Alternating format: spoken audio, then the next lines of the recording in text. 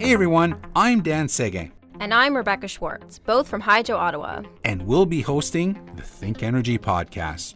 So, are you looking to better understand the fast-changing world of energy? Every 2 weeks, Rebecca and I will be taking you on a tour and discuss some of the coolest trends, emerging technologies, and latest innovations within the energy sector. We'll be engaging in great conversations with game changers, thought leaders, and industry influencers who welcome the opportunity to share their expertise and views with you, our listeners. So stay tuned as we explore some traditional and quirky facets of this industry. This is the ThinkEnergy podcast. Hey everyone, welcome back. This is the ThinkEnergy podcast, and in today's episode, we'll be talking about safety in this increasingly electric world. I'm Dan Seguin. And I'm Rebecca Schwartz. Electricity is everywhere. It has become a necessary part of our lives, powering the way we live, work, and play. Rebecca, how much of a headache is it when the power goes out? It's a huge headache, Dan.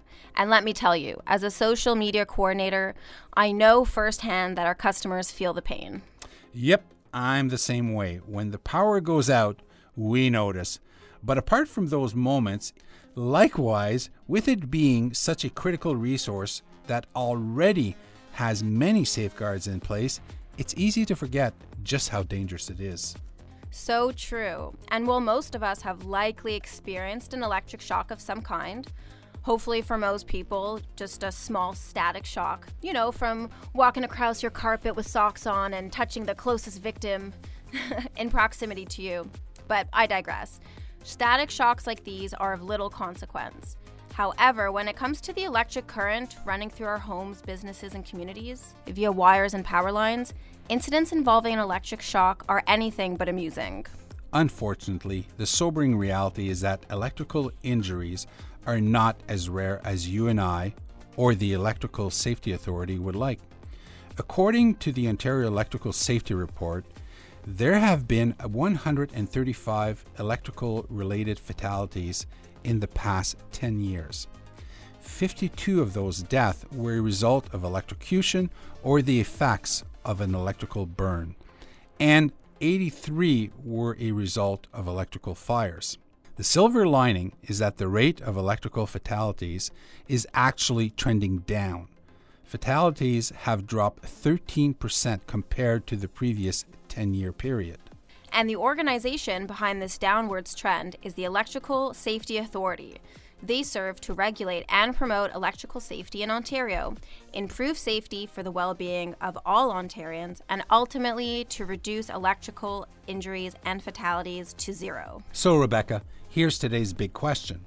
How has the Electrical Safety Authority strategically evolved its approach to safety in this modern and increasingly electric world? Special guest Josie Erzetic, Chief Regulatory Officer and General Counsel for the Electrical Safety Authority, is here with us today to help ground us with a greater understanding of the dangers behind electricity and how we can protect ourselves, our loved ones, and our colleagues from injury.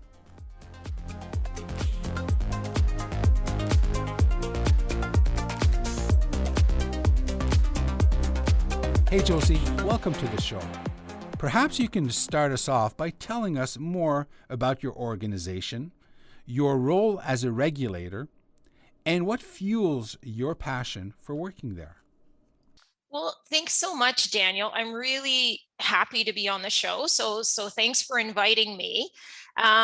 I guess what I'd start off with is just talking about ESA's mission, and that is to promote electrical safety across Ontario.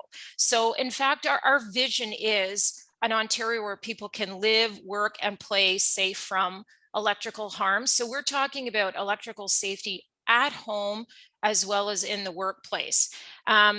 So how do you do that? We basically have carriage of 4 regulations in the province. So the first one being the one people probably associate most with us, which is the Ontario Electrical Safety Code. The second one is that we license all of the LECs and MEs that's master electricians and licensed electrical contractors in the province. Thirdly, we regulate electrical product safety. And finally, we regulate the safety of all licensed distribution companies in the province. And that would be, for example, Ottawa Hydro. So we regulate safety in that regard as well.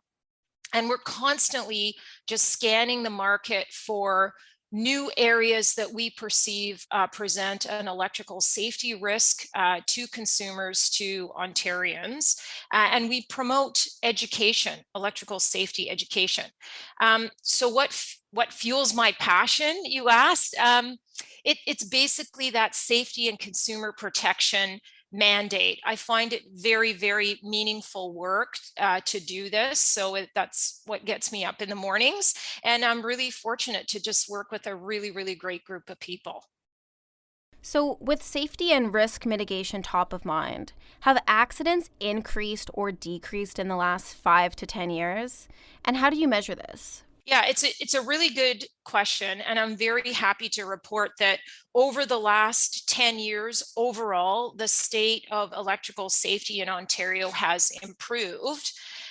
There's been a 42% reduction in critical injuries that result as a result of electrical incidents. And there's been a 30% reduction in electrical fires. Overall, as well, over the past decade, there's been an 11% decrease in electrical related fatalities. When it comes to power lines specifically, there's been an 8% decrease in the last 10 years in power line related fatalities. So how do we know this? We track all the data. So we look very carefully at electrical fatalities as well as critical injuries. And we really sort of home in on where they're coming from. So I'll give you an example. For example, dump truck drivers. A number of years ago, we recognized that there were a lot of electrical contacts with power lines as a result of dump truck drivers keeping the box on their truck in an elevated position. So as a result of that, we really focused in on that problem and started to do a lot of work with that industry. So what did we do? We created a whole campaign around look up, look out. So we posted these types of signs all around construction areas. We posted power line safety posters. We delivered safety talks to industry associations, to students, to construction workers, and we worked in partnership with the IHSA, which is the Infrastructure Health and Safety Association.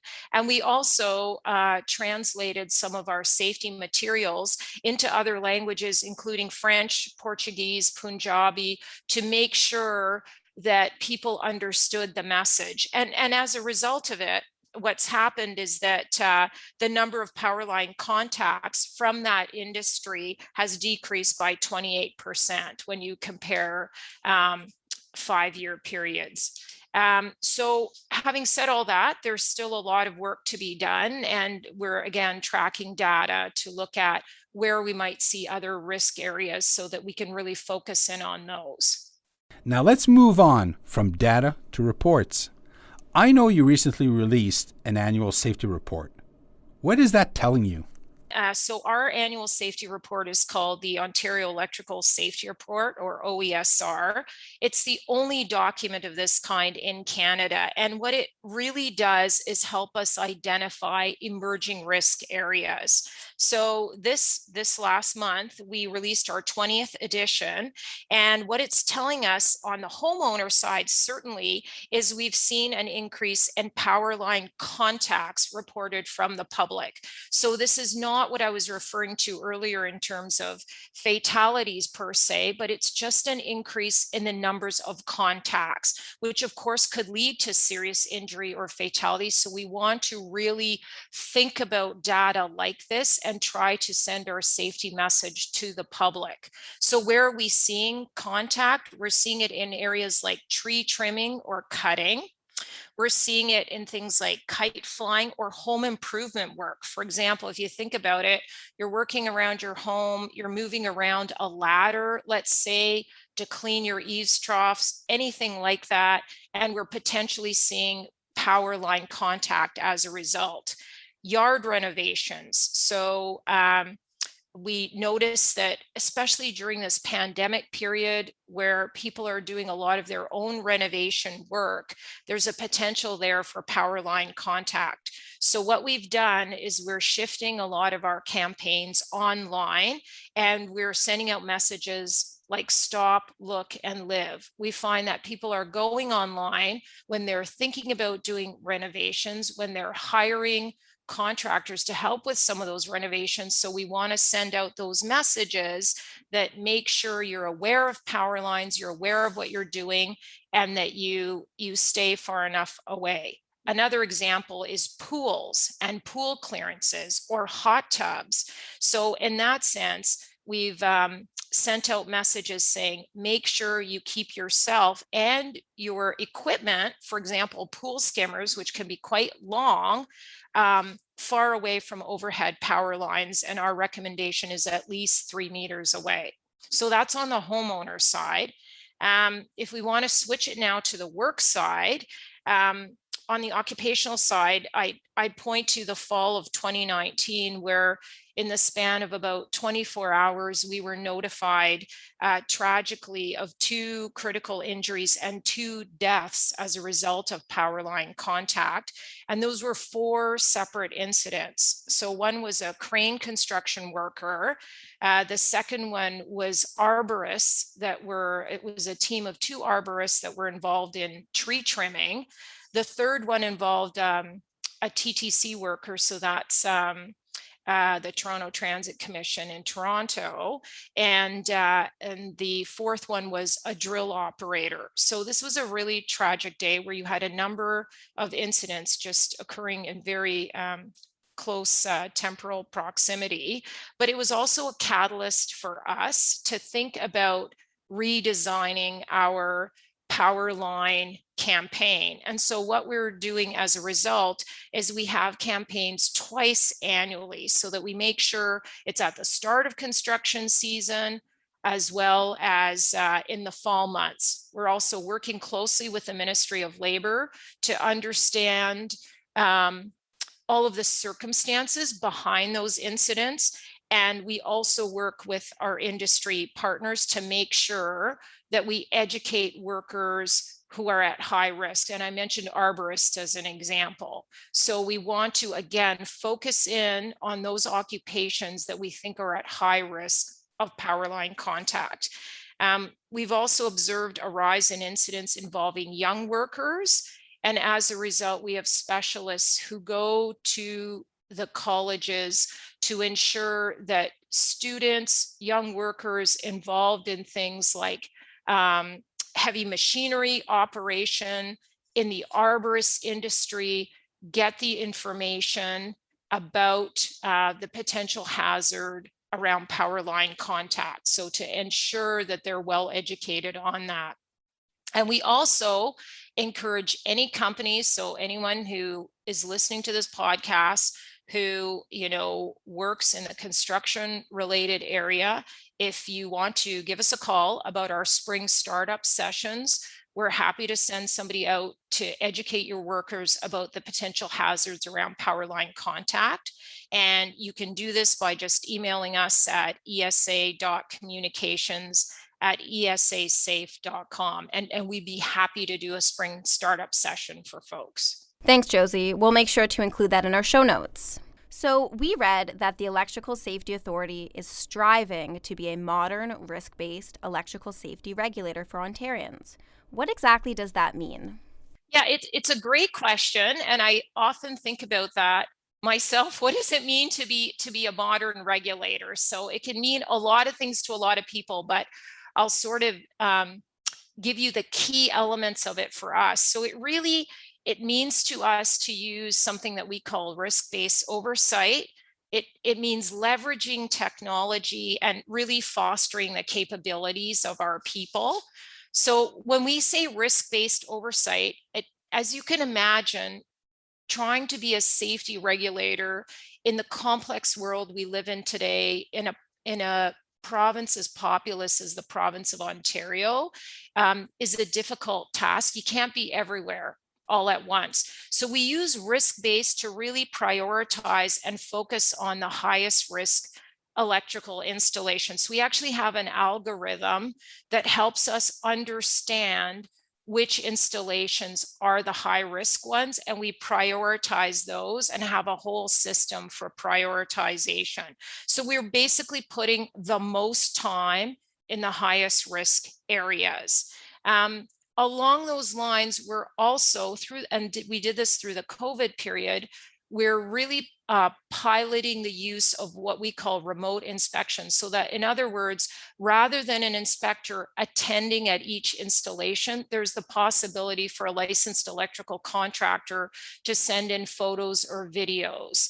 And we put job aids around that and given instruction to the industry about what we're looking for. So again, it's a low risk installation, and in the inspector's discretion, they can accept photos or videos, which you can imagine makes it more efficient for us doing our job.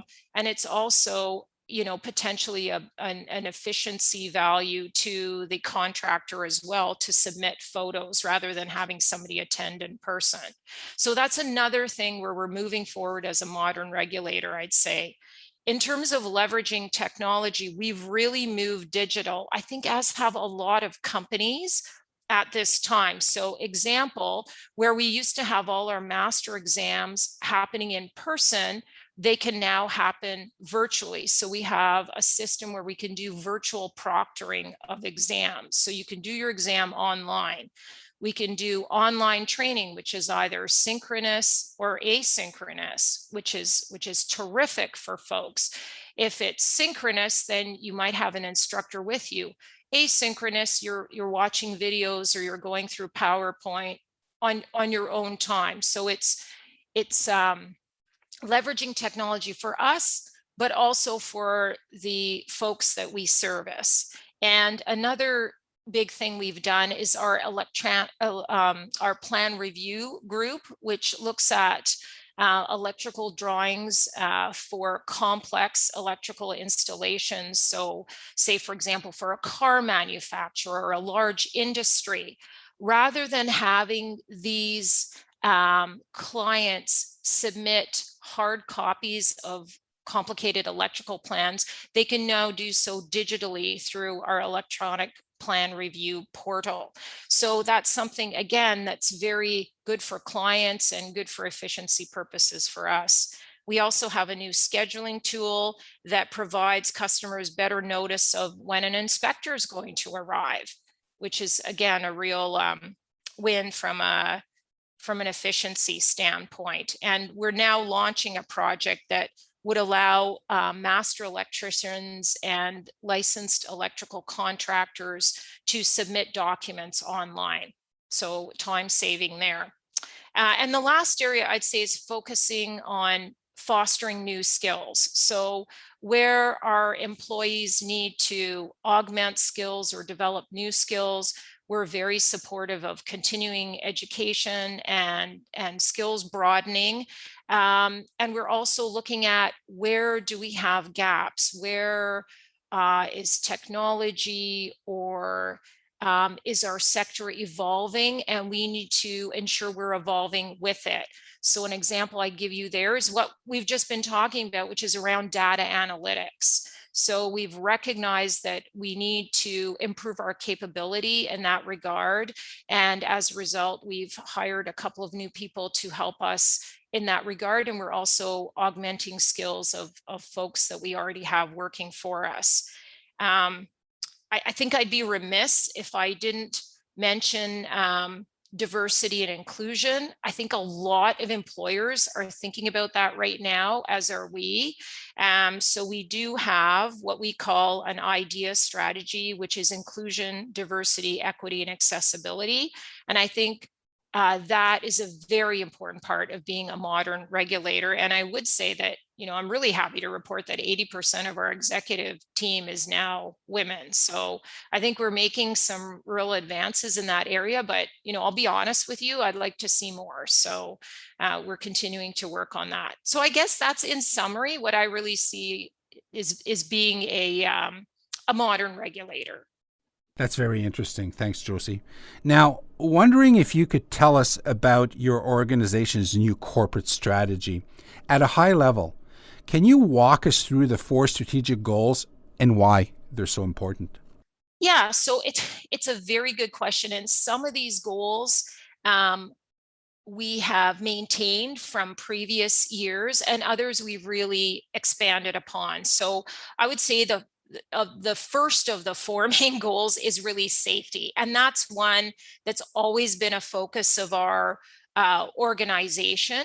But having said that, we can all see the rapid evolution of technology in the sector. So we're really maintaining a close focus on that and working with industry partners in that regard. So examples I give you there are things like the adoption of electric vehicles or energy storage technologies.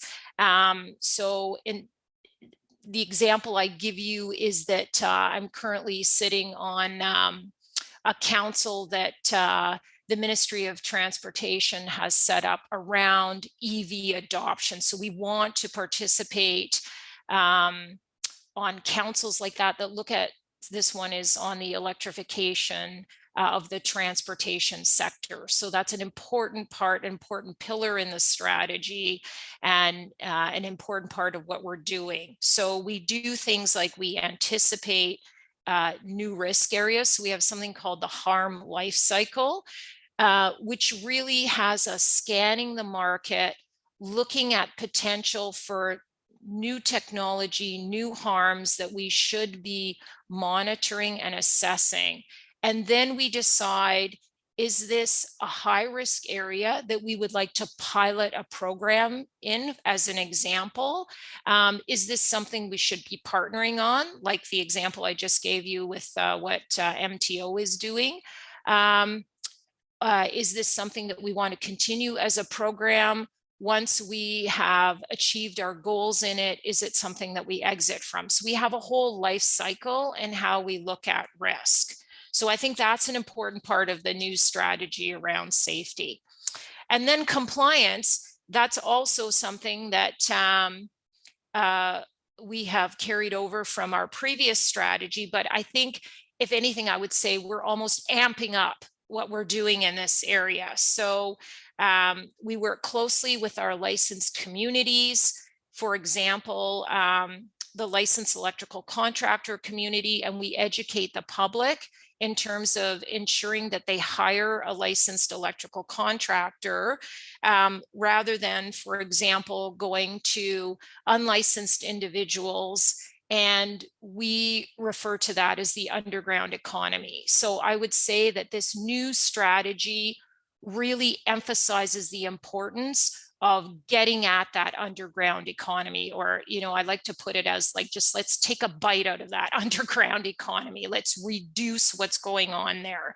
So we want to educate homeowners to not hire unlicensed individuals, and we will take enforcement action where it's required against those people who are working illegally and not taking out licenses or permits, because there are real safety and consumer protection risks around that type of work. And we've got some real active campaigns around that. For example, we have a Kijiji Blitz where we are actively looking for people advertising services illegally on Kijiji and forcing those to come off Kijiji.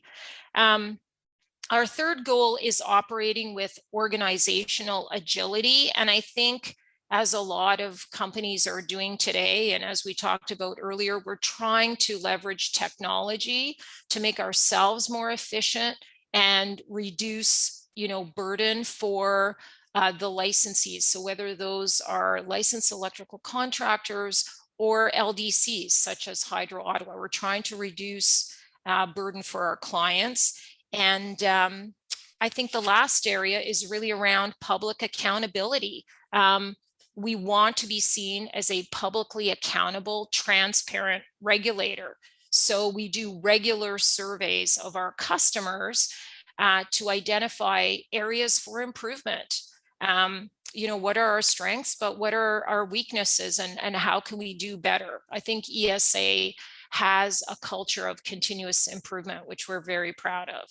Thanks for the reference to the underground economy. It seems like there's a black market for everything, even electrical services. Has there been a story that's stuck with you in regards to an electrical incident resulting in a serious injury that could have been prevented? Or is there a safety tip that you wish everybody knew?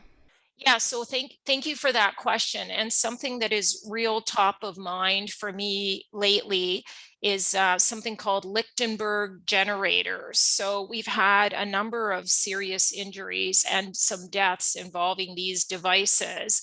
And my safety tip is stop using these devices. They are devices that they can either be made, so we're seeing people doing them as do-it-yourself projects, or they can be purchased. However, they're not a product that's either approved or certified by any certification body, and they're extremely dangerous.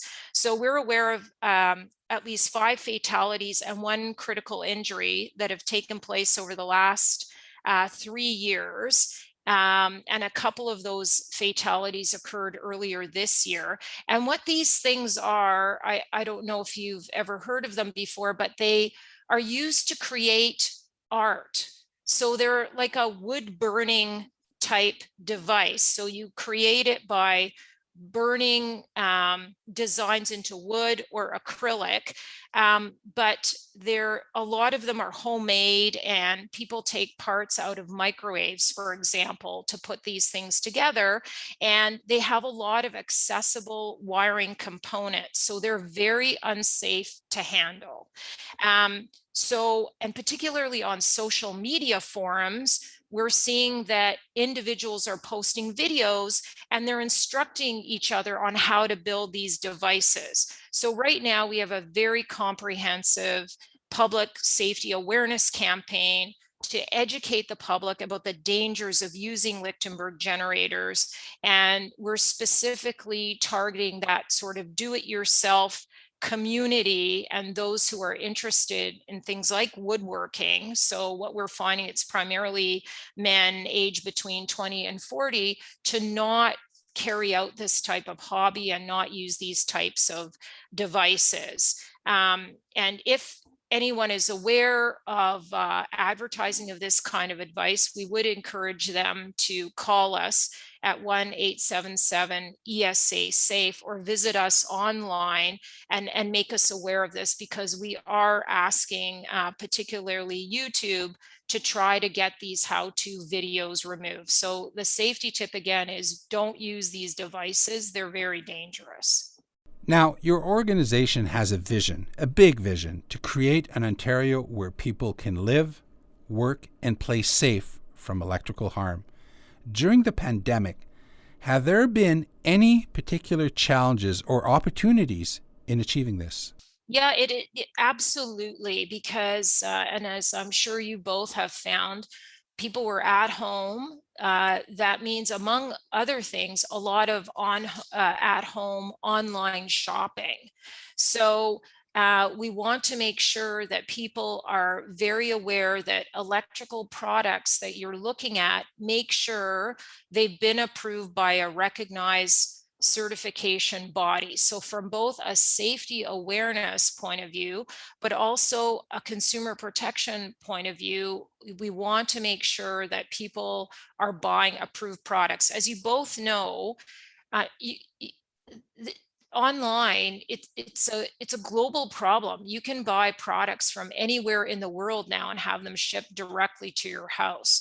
So, and again, as a regulator, it's hard to be everywhere all at once. So the best thing is to have consumers aware themselves that when you're buying electrical products, you will want to ensure that it's either CSA certified, UL certified, that you've got an approval mark on that product, and you look for it when you're buying it on these online platforms. We share jurisdiction here with Health Canada. So I know Health Canada is also concerned about this problem. So what we've done is we've set up a task force, and we include ourselves on it, Health Canada, our own ministry provincially, which is the Ministry of Government and Consumer Services. We've got manufacturers working with us, distributors, consumer advocates. We've got bricks and mortar stores as part of the task force, but we also have online retailers. And we're all discussing the problem of consumer awareness, consumer protection, and safety, because it's in all our interest to make sure people are safe. And we're putting resources into follow-up on any reports we see or we receive about unsafe consumer products. So we have been and we will follow up on 100% of reports we receive where somebody says, look, I bought this thing, it's unapproved, I found that it sparked, or there was a flash when I tried to plug it in. We will follow up on all these things. We're also really enhancing consumer awareness efforts, especially around this time of year. We're heading into holiday shopping season. And so we do have a holiday safety campaign. That's where we see a lot of people online, a lot of people looking at electrical products. So this campaign really focuses on consumer safety. And this year in particular, we're encouraging folks who, may be doing a lot of holiday decorating. They may be getting together to do this type of thing. So they're putting more emphasis on it this year. I don't know, maybe more so than last year when nobody came over. We're saying, look closely at your lights, right? Your holiday lights that you're buying. Make sure they're approved, make sure you use them correctly, make sure if you have old ones that you're digging out of your basement that there's no damage to cords. So just, be careful. Josie, you mentioned amateur DIYs like the dangerous Lichtenberg wood burning video on YouTube. Has there been other instances where the Electrical Safety Authority has seen an increase in electrical accidents? Or what about new areas of concern? Yeah, it's a good question. And again, particularly through this pandemic period where people are looking for new hobbies, or, they're at home, they're thinking about ways to renovate their house. Maybe they cannot find a contractor, or someone says to them, okay, it'll be months and months before somebody can get your house. So they feel like, oh, well, I want to do it myself. Right? So in that sense, we really remind homeowners, consumers, that electricity is something that is dangerous, that you need to hire a professional to do it. There is the potential homeowners can do their own work, but in our view, it is better to hire a professional because there are safety risks inherent in the work. If homeowners are doing it themselves, then we certainly would remind them that they must take out the proper notifications with ESA, because that then has an inspector coming to their house to inspect the work. So at the very least, you want to ensure that happens. But we would say primarily, look, leave it to the professionals. So hire a licensed electrical contractor. And only a licensed electrical contracting business can be hired to do this. So when you're hiring people, we also remind folks to ask to see the ECRA/ESA license number. So that should be it should be on the estimates you get. It should be on their trucks, their business cards, their ultimate invoice. If you're not seeing that, you could be hiring somebody that's in that underground economy that we talked about earlier. So be very careful about who you're hiring. And in this regard, obviously ESA puts out a lot of its own information, but we also now are partnering with the Mike Holmes group, and you'll probably remember Mike Holmes. He's done a lot of work on television. He does a lot of work also through social media. So he has a very large following. And so as a result, we're able to amplify the message by working with that group, with Mike Holmes and his family, to really get out that message that this is something maybe you don't want to take on your own because of the safety risks. So certainly both Mike, his son Mike Jr. and Sherry have posted both on YouTube as well as their other social channels about the importance when you're thinking about renovating to hire a licensed electrical contractor, and also the importance of ensuring that you have ESA inspect the work. So you want to make sure at the end of the job you get an ESA certificate of acceptance when the job's complete, so you know it's done right.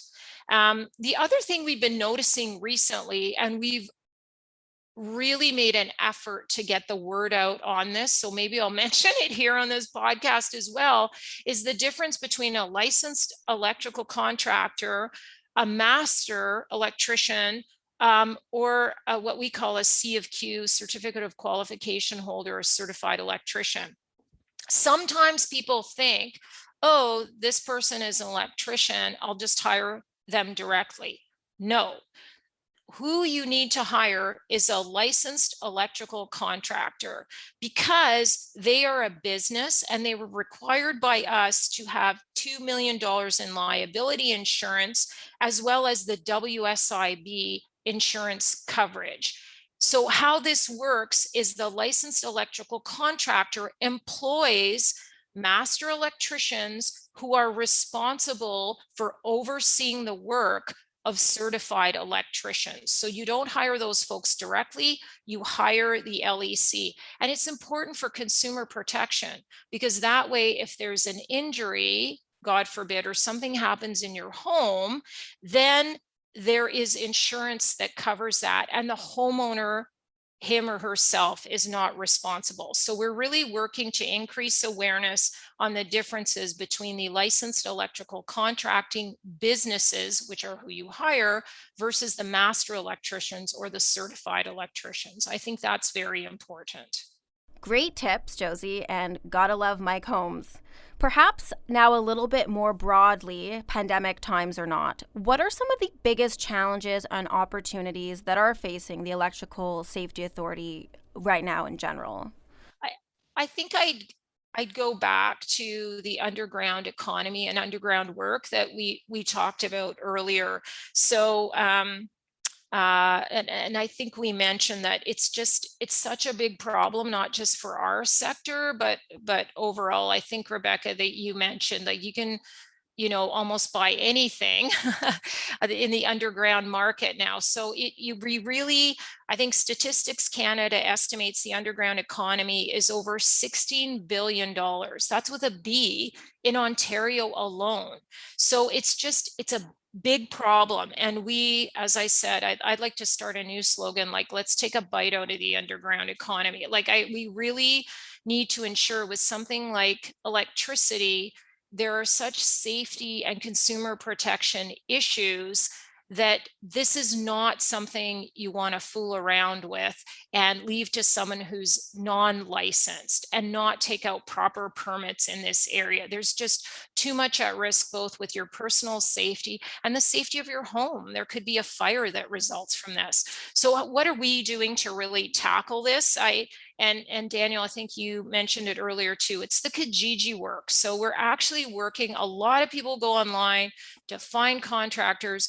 We are online and looking at those ads on Kijiji, and we will send notification to advertisers who we think are unlicensed businesses offering these types of services. If we don't get a voluntary response to take down that ad, Kijiji will forcibly remove it. So big shout out to Kijiji for working with us and taking those ads down. And if we still get repeat offenders, you wouldn't believe this, people will come back and advertise again. We're prosecuting them. So we now have 20 charges pending before courts.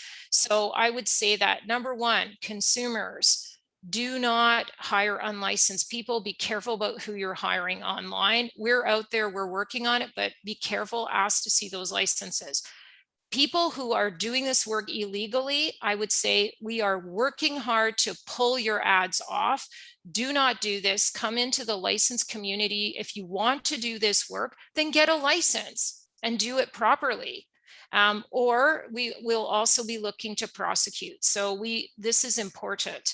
The other thing we noticed with the high level of EV adoption, we undertook an EV charger blitz. So we noticed that some EV charging systems that you put in your home in order to charge your vehicle were being done by unlicensed individuals and being done without permits. So we had our inspectors go out and inspect and alert both homeowners, because sometimes homeowners don't know that was put in improperly, and alert us to where we saw chargers being put in without permits or being put in by unlicensed contractors.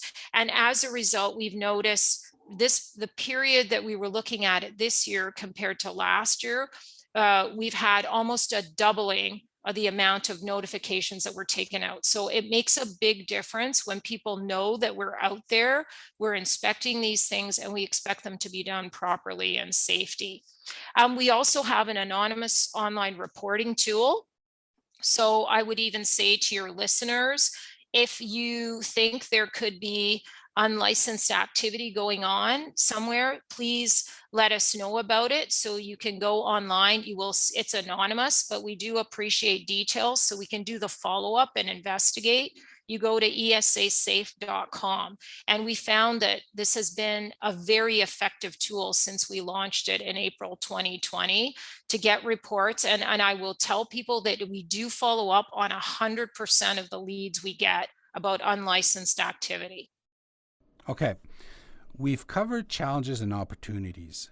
What about the rise of digital communication? Has it changed your organization's ability to communicate safety messaging? Yeah, I'd say it really, really has. And we've shifted a lot of our educational campaigns onto social media because, as we alluded to earlier, we do find that is where people are looking, for example, to hire contractors. They're looking for ideas, say on renovation.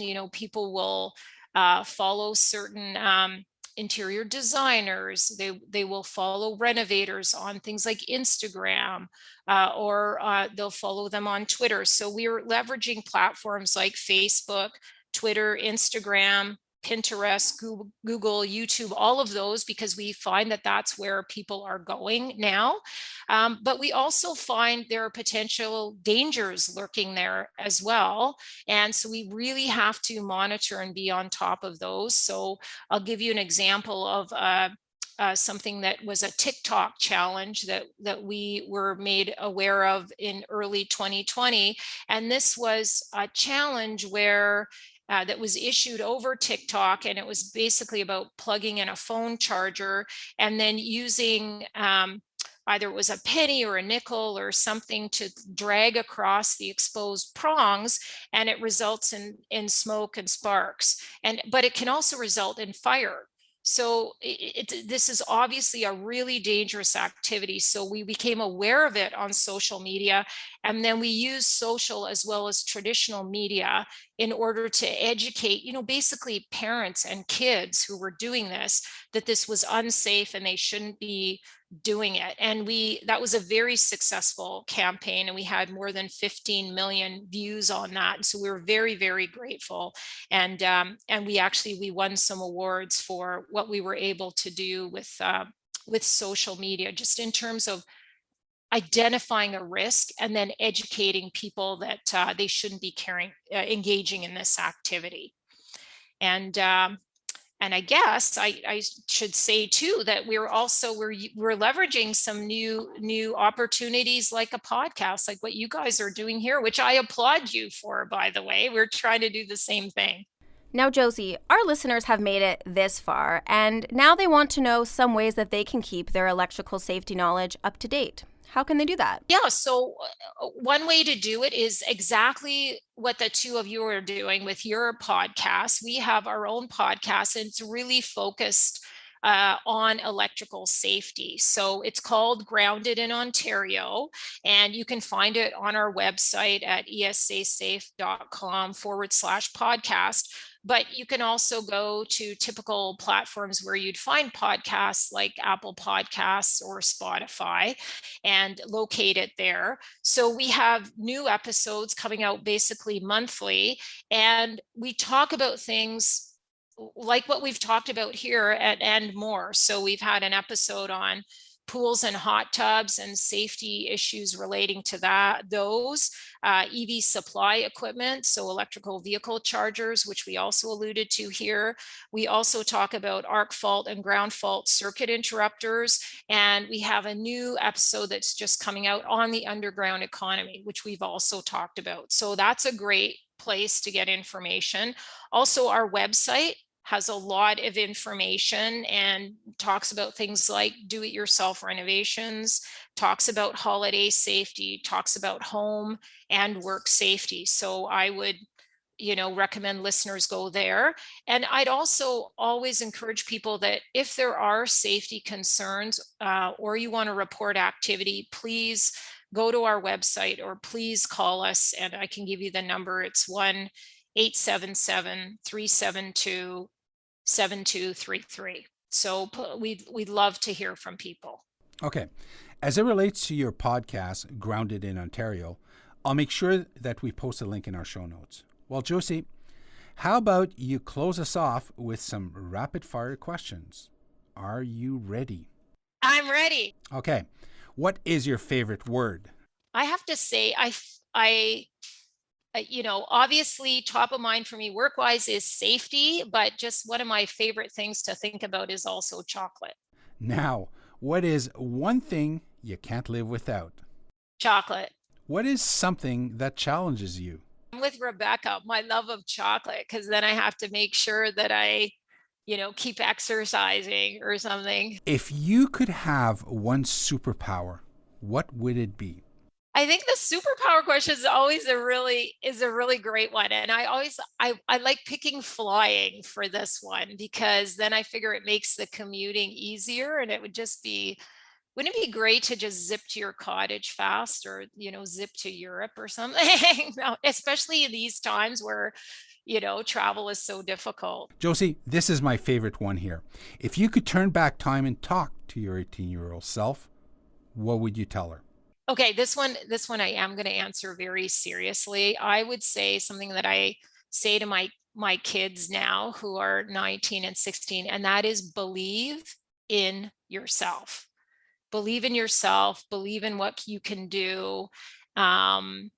Trust yourself. So that I think is very important for young people to remember. And lastly, what do you currently find most interesting in this sector? So I would say it's the pace of change. I just think our sector, the energy sector, is just fascinating right now. We've talked about things like electrification of transportation and the speed of adoption there. We think of things like energy storage, the growth of renewables. I think of distributed energy resources. I think it's fascinating. We're all concerned about climate change. So we're thinking about how we can reduce our carbon footprint. What role does energy play in that? What will it look like 20, 30, 40, 50 years from now, where we might have entire communities that are doing things like net metering? We might have, renewable generation within a smaller community, or just you'll have solar panels on your roof, you'll have an energy storage system in your basement, you'll have an EV charging outside. So I think that is fascinating. I think energy is so fundamental to how we live, and maybe how we'll deal with fundamental global issues like the climate crisis. And so ESA's part of that, I think, is so exciting, because you need to have all of that working safely. So the role we play is fascinating. So that's what I just find hugely fascinating and challenging about our sector. Well, Josie, we've reached the end of another episode of the ThinkEnergy podcast. Thanks so much for joining Dan and I today. We hope you had fun. I had a great time with you guys. Thanks so much. Really appreciate it. I sure hope you enjoyed this episode of the ThinkEnergy podcast. If so, please head over to our iTunes, subscribe, and leave us a review. Now for show notes and bonus content, visit thinkenergy.ca. Also, be sure to tell your friends and colleagues about us. Thank you for listening.